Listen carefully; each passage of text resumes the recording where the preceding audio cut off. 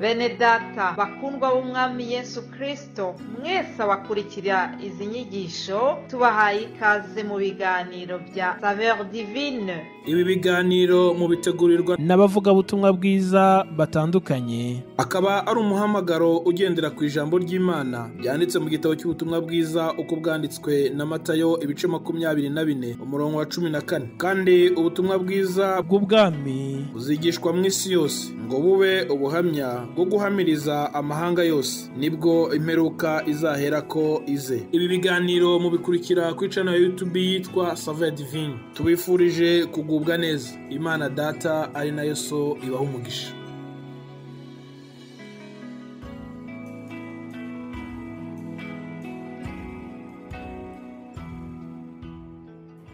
Ndabaramukije bakundwa nshuti z'umusaraba, bifurije kandi umugisha w'Imana.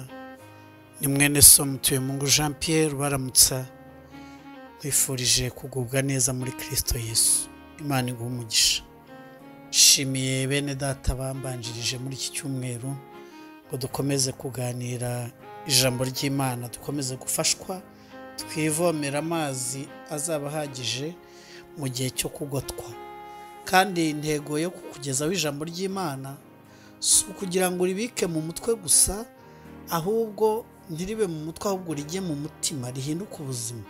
Iyo ribitse mu mutwe wamenya kurivuga ukabina intyoza, ariko ubundi si yo ntego yo kubina intyoza, ahubwo no kugira ngo ijambo ry'Imana rihinduke ubuzima muri wowe. Ibyo ukora byose ubikore uyobowe n'ijambo ry'Imana, urigishije inama kugira ngo rikubere itabaza muri iyi si yuzuye umwijima. Imana iguha umugisha wo gukunda ijambo ry'Imana no kurikurikira, kandi ugakunda kuyoborwa naryo. Reka twongereho n'iri nayo kuyo umaze kumva.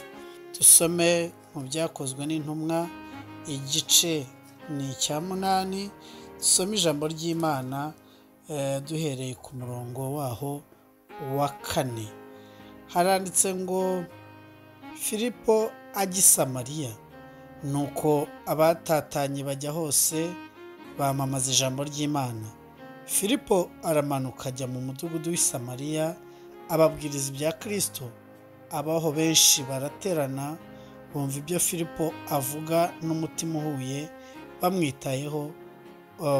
Bumvise kandi babonye ibimenyetso yakoraga, kuko benshi muri bo bari bafite abadayimoni babavamo, basakuza cyane. N'abari baremaye n'abacumbagira benshi barakizwa. Haba umunezero mwinshi muri uwo mudugudu. Amen. Haba umunezero mwinshi muri uwo mudugudu.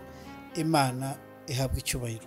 Reka mvuge kuri iri jambo ry'Imana, uburyo Imana yabanye n'intumwa mu guhindura amahanga kuba bigishwa. Niyo misiyo ya Kristo yo kuza mu isi. Kristo yaje kugira ngo abanyabyaha bakizwe, bababarirwe, abari kure bigizwe hafi, cyane cyane abanyamahanga. Twebwe tudari dufite amahirwe yo gukizwa, ariko natwe twemererwe kwinjira muri Kristo, natwe twemererwe kubarwa mu mubare w'abana b'Imana. Imana ihabwa icyubahiro. Nyuma Kristo amaze kuzuka, nk'uko mubizi, yatanze iryo tegeko aganira n'abigishwa bari ku musozi aho yiteguraga gusubira mu ijuru. Aganira nabo arabwira ati ngaho nimuhaguruke mugende mu mahanga yose, mugende. Hanyuma arabwira ati kandi nzaba ndi kumwe namwe aho muzajya hose. Arabwira ati ariko mubanze, icyambere mubanza gukora ni mubanze kujya mu cyumba hejuru muri Yerusalemu, mutegereze ibyo Data yasezeranije.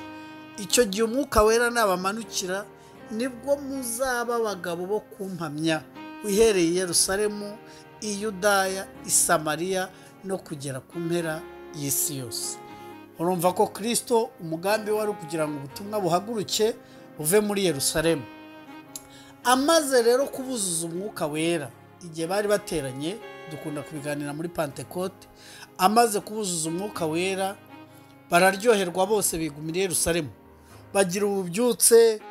Ubwo bushyuhe bw'abantu begeranye, murumva iyo abantu bari kumwe baba bashyuhiwe, baba baryohewe, baranezerwa, bibera muri Yerusalemu. itorero riraguka, itorero rirunguka, bakamanyura umutsima, bagasenga, baruzuzwa, abantu benshi bagakizwa muri Yerusalemu, bararyoherwa bigumiraho. Ariko ntabwo yari yo ntego ya Kristo. Ubwo nanone byari bigoye kuko wari gushaka gukizwa, byari kumusaba kuzatega indege cyangwa ubwato akajya Yerusalemu gukizwa. Hanyuma rero Yesu yemera gukingurira ikintu cyitwa karengane. Karengane karavuka, bafashe uwitwa Stefano, icyo gitero kiyobowe na Paulo wari Sawuli, kiyobowe na Sawuli waje kuba Paulo, hanyuma cyica Stefano. Stefano apfuye, haba karengane kenshi, hanyuma rero ngo abera baratatana, niko Bibiliya itubwira mu mirongo yo hejuru hano. Hanyuma bamaze gutatana baragenda, uyu witwa Filipo rero we ngo amanukire Samariya. Wumva ko inzira z'Imana zisaga ibihumbi. Hari igihe ugenda ukajyanwa n'akaga, ukagenda uhunze ideni, ukagenda uhunze ibibazo, ukagenda uhunze umutekano muke, ukagenda uhunze cyangwa wivuza, ukajya i Burayi gushaka ubuzima cyangwa muri Amerika n'ahandi. Kumba ari zimwe mu nzira z'Imana ngo abatarabwirwa ibya Kristo, abataramenya umucyo ubageremo nabo babwire. Inzira z'Imana zisaga ibihumbi. Hari igihe wibwira ko hari ubundi buzima bwakujyanye, ko ndabazi bene data bamwe babaye abashumba, babaye abakozi b'Imana mu migabane y'isi itandukanye, kandi bagiye atari yo ntego, ahubwo bagiye ari uburyo bwo gushaka ubuzima, bagenda bafite ibibazo by'imibereho, ariko bahageze binjira mu muhamagaro Imana yabagambiriyeho kera. Imana ihabwa icyubahiro. None ndakubaza nawe, ahari uzi icyatumye Imana igushyira aho ngaho uri? Nubwo wibwiraga ko ari ugushaka ubuzima n'ikindi, ariko ukwiriye kuyoboza Imana, ukamenya kwamamaza Kristo no kuvuga imbaraga ze. Hanyuma rero uburyo Kristo yabanye n'abantu be, nta kindi yabakoreye, yabahaye umwuka wera. Uyu mwuka wera arangije agaba impano, nk'uko tuzisoma mu rwa mbere rw'Abikorintho n'ibice 12 uhereye ku murongo wa 8, kugira ngo abantu bose bafashwe. Filipo rero yuzuye umwuka wera, avuga ubutumwa bwiza. Avuga ubutumwa ariko bufite ibikoresho byose bwikwije. Dukeneye ibikoresho mu murimo. Ari abanyeshuri bakenera ibikoresho, ari abahinzi, ari buri wese ufite ibyo akora akenera n'ibikoresho. Natwe mu ivugabutumwa tubwire Imana iduhe ibikoresho. Dukeneye ibikoresho muri uyu murimo. Filipo yari yuzuye imbaraga. Nimusoma mu rwandiko Paul yandikiye Abaroma ibice 15 umurongo wa 17, muzahasanga ibikoresho Imana iha abantu bayo bari mu murimo. Ndavuga ngo yampaye umwuka wera, yampaye amagambo, ampa n'imirimo, ampa n'ibimenyetso bikomeye, ampa n'ibitangaza, anyuzuza n'imbaraga z'umwuka wera. Ngo ibyo byatumye mbasha gusohoza ubutumwa bwiza uhereye muri Yerusalemu ukagera iruriko. Niko Paul yandikiye Abaroma. Nuvuga ngo dukeneye ibikoresho byitwa amagambo, ayandimo mvuga, ariko ashorewe n'imirimo n'ibitangaza.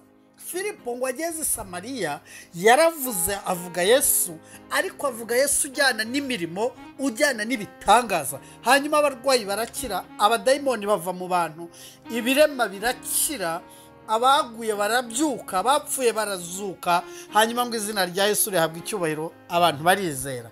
Imana igumugisha, Imana ikuzuza umwuka wera, wuzura imbaraga z'Imana, uvuge Yesu uri kumwe n'imirimo y'Imana, humura abantu bazakizwa. Si kubw'imbaraga, si kubw'amaboko, ni kubw'umwuka wera. Imana ikunezeze, Imana igushyigikire mu izina rya Yesu. Amen, amen.